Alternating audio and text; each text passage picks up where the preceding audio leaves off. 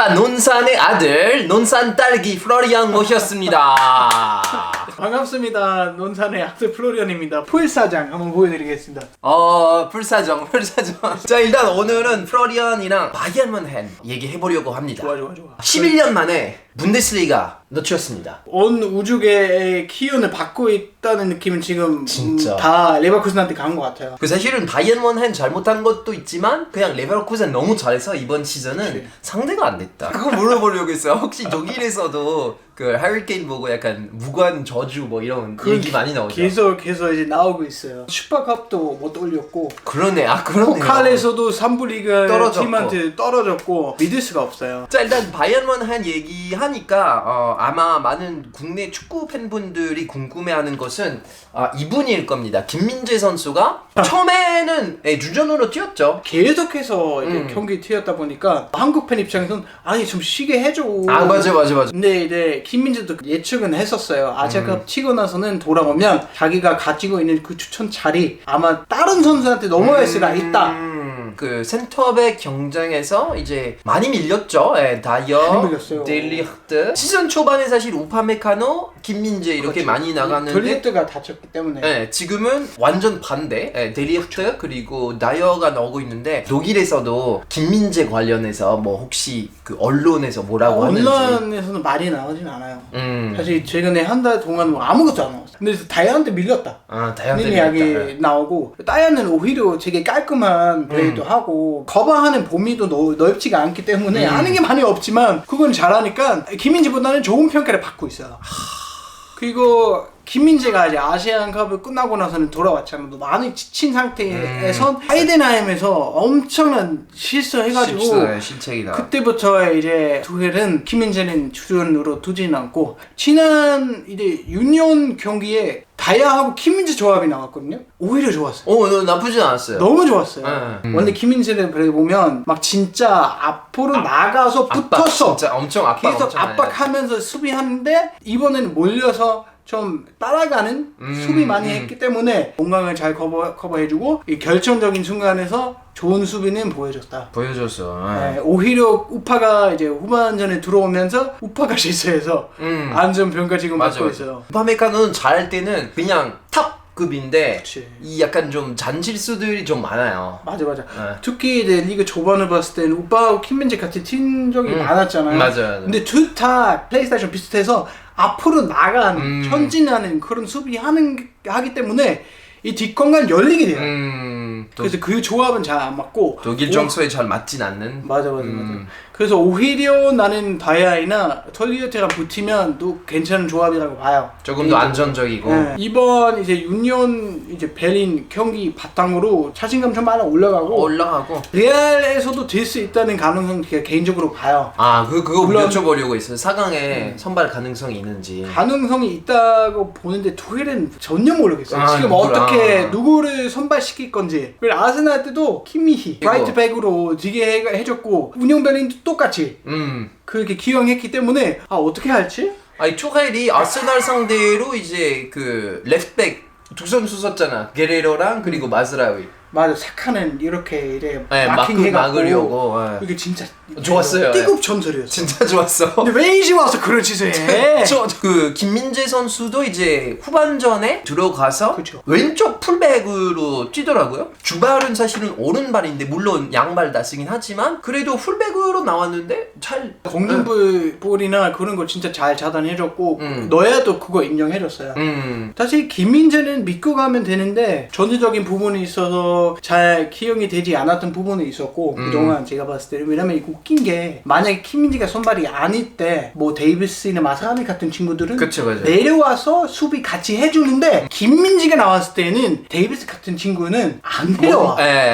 안 내려오는 거야. 맞아. 그냥 믿고 가는 거야. 그치. 이거 너무 웃기잖아요. 같이 수비해줘야 되는데 김민재 문제가 아니고 개인이 문제가 아니고 그냥 팀의 문제인 것 같아요. 그치. 그러면 만약에 레알 상대로 김민재가 선발로 나오면 왼쪽 풀백으로 나올 가능성이 있다고 봐요.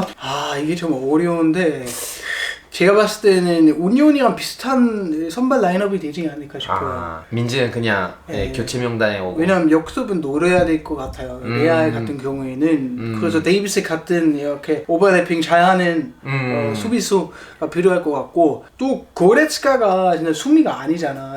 맞아. 지난 운용 경기만 봤을 때는 진짜 공격으로 나가면 되게 잘하더라. 그리고 김희희도 라이트백 너무 잘해. 다이아는도 밀렸다는 게 난 초반에 믿을 수가 없었는데 아무도 진짜 그렇게 예상하진 않았는데 이렇게 되었네요. 외형을 배치? 왜 그랬냐 라는 생각했는데 오히려 그냥 인정할 수밖에 없네요. 이 전술이 맞는 것 같아. 사실 투헬 같은 이 감독은 라인을 올려서 하는 플레이 많이 하는데 오히려 다이아나 킴민재 거기 두고 물러서 하는 수비를 하면 훨씬 안정이 되는 거예요. 바이에른 뮌헨 팬들이 김민재에 대해서 어떻게 생각하는지 그것도 궁금해요. 저도 밴인데 그냥 김민재는 일단은 진짜 큰 클럽으로 왔잖아. 레바민, 레알 바이에른 뮌헨, you know? 바사가 없어 이제. 더 위로 갈 수가 없어요. 아니면 더 위로 가려면 파리 생제르맹만 나왔다. 파레바? 그만해. 어쨌든 좋아. 내가 당연히 알아봤지. 현지 팬들의 반응 궁금해. 안 볼 수가 없지. 사실 독일 이 전문지나 언론을 봤을 때는 짠맛이 많이 나요. 솔직하고 논리적이고 냉정해요. 프랑스랑 똑같구나. 근데 이 진짜 이제 미넨 팬들 김민재 많이 응원해요. 하이덴은 전에 큰 실수는 했지만 눈이 아마 부셨을 거야. 이게 이 헤더 경합 상황에서 깔끔하게 조리하지 못해서 눈이 부셔서 그랬을 거야. 그리고 수비는 한 명밖에만 뛰는 건 아니잖아. 그치? 여러 명이서 수비해야 되는데 맞아. 지 혼자만 다 할 수는 없잖아. 그래서 이제 한번 봤는데 그때 당시 하이덴하임 좀 안 좋은 댓글이 많이 올라왔어요.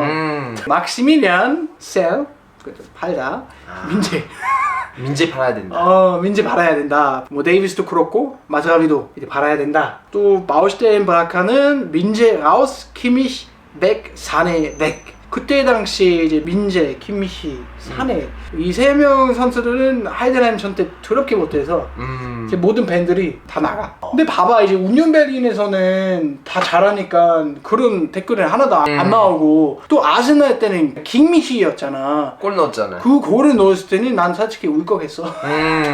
똑같잖아. 못할 때 나가. 잘하면 박수 치고. 독일 스포터스들도 약간 좀 그 냄비근성이라고 해야 되나? 그 약간 좋을 때는 와 선수들 와 발롱도르 급이다. 근데 못할 때는 와 얘는 나가 그냥 팔아야 된다. 맞아. 김민재하고 덜리어트 이 조합은 많이 보고 싶어요. 뭐 델리어트 김민재?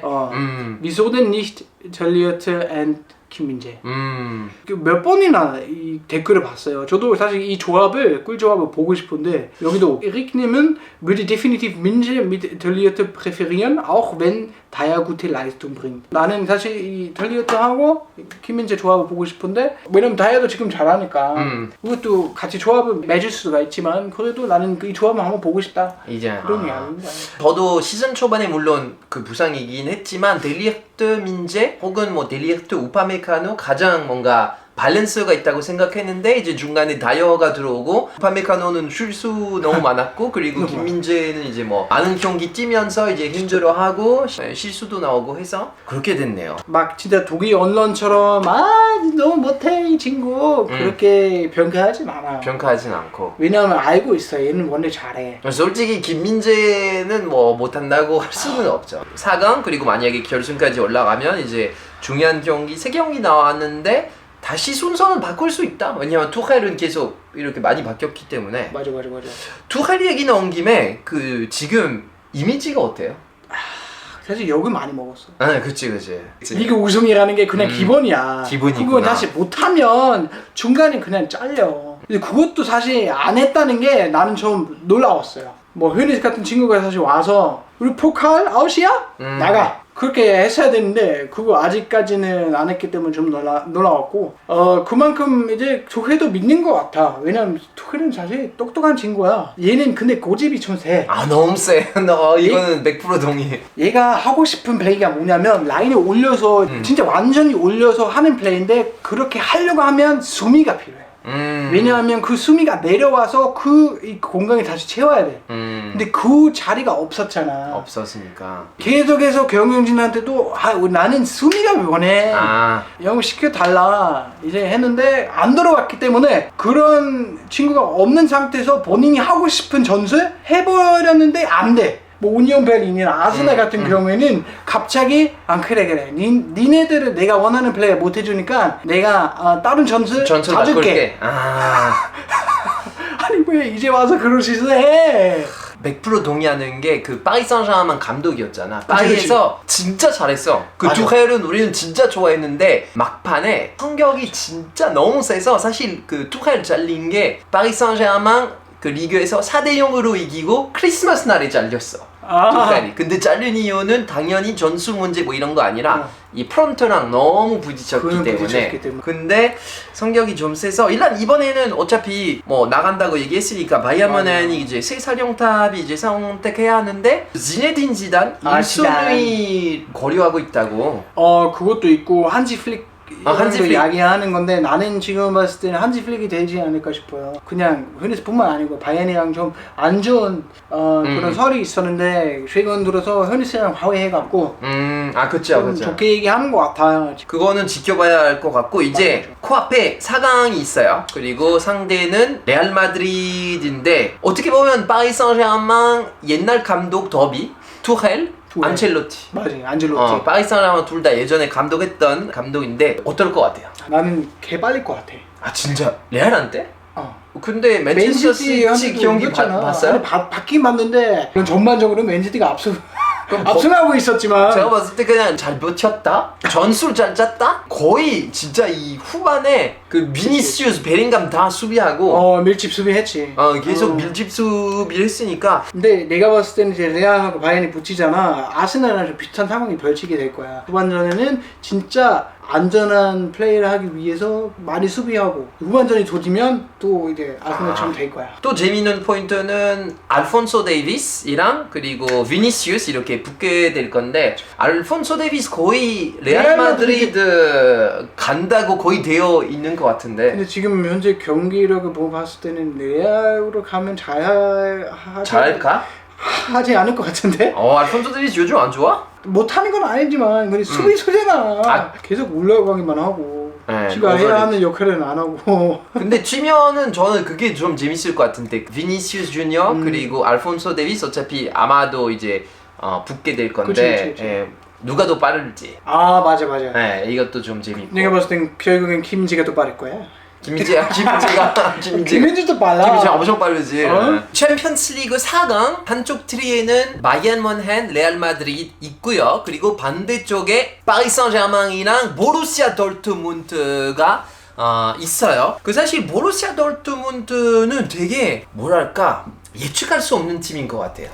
이해가 안 가는 팀. 일단 놀랍고 여기까지 4강까지 올라간 거 프로리아는 예상했었어요? 아니요. 2010년 이후부터 이 도트문트라는 팀은 계속해서 다시 상위권 싸움에 적극적으로 참여하고 있고 챔스에도 괜찮은 성적을 계속해서 내주고 있는데 이게 어떻게 하는지 난 도저히 이해가 안 가. 이해가 안 가. 왜냐하면 걔네들은 뭐 옛날에 홀란드나 이런 친구들 근데 이름값이 있는 친구들 육성시켜서 계속 팔아. 그래도 이런 친구들 팔아도 다음 시즌에도 괜찮은 성적 다시 내주는 거야. 그러니까 아니 2021년 상초 팔았고 맞아. 그 다음에 2022년 홀란드. 팔았고 작년에 2023년 벨링감 또 팔았고. 그치. 그럼에도 불구하고 거기 뭐 레반도프스키 같은 친구들도 있었고 그럼에도 불구하고 계속 이제 분데스리가에서 작년에 거의 우승할 뻔했지만 역전 당하긴 했는데 원래 들어서는 뭐 이제 리그에서는 좀 못하지만 지금은 5위 4위? 아니 이게 웃기잖아. 리그에서 5위인데 챔스 4강 진출했잖아. 그래서 제가 봤을 때는 분데스에 있어서 선수 육성시키는 게 너무 잘한 것 같아. 특히나 도트문트가 그런 거 잘한 것 같아. 진짜 재능 있는 양반을 데리고 와서 육성시키고 받을 거 챙기고 그 돈으로 또 이제 새로운 선수 영입하고 재능 있는 양반을 데리고 온 거야. 일단 보루시아 도르트문트랑 파리 생제르맹이랑 같은 죽음의 조 F조였는데 그 중에 한 팀이 결승까지 올라간 팀. 그리고 그 팀은 당연히 파리 생제르맹이 될 건데 쉽지는 않을 것 같긴 해요. 파리 생제르맹 이번 시즌은 이 모든 팀 중에 유일하게 트래블, 쿼드러블 달성할 수 있는 팀이에요. 왜냐면 리그 우승 아마 이 영상 올라갈 때쯤에 확정이 됐을 거고 쿠프 드 프랑스 이제 결승전인데 상대는 리옹이고 리옹은 이번 주말에 우리는 박살냈지. 4대1로. 그리고 챔피언스 리그 아직도 가능성이 있으니까 야 파리 생제르맹은 이렇게 되면은 잠깐만 이제 진짜 이강인 대강인이 첫 챔스 우승까지 야, 하게 되면 진짜 레전드이겠는데?